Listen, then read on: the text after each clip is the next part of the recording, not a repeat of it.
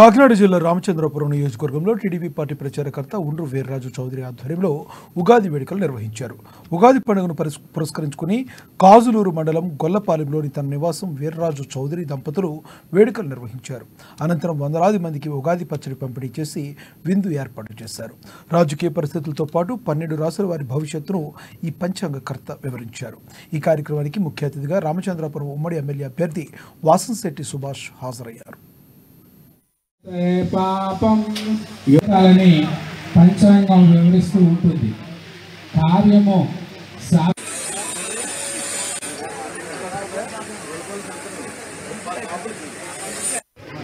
నా పేరు చుండ్రు వీర్రాజు చౌదరి, కాజులూరు మండలం. ఈరోజు మా ఇంటి వద్ద పంచాంగ శ్రవణం శ్రీ సరిపళ్ళ శ్రీరామకృష్ణ శాస్త్రి గారితో జరిపించడం జరిగింది.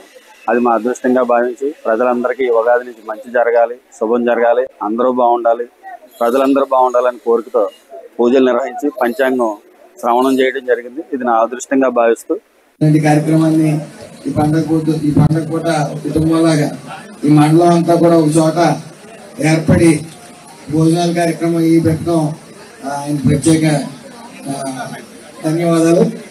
అందరూ కూడా ఈ సంవత్సరం ప్రశాంతమైన వాతావరణంలో మనం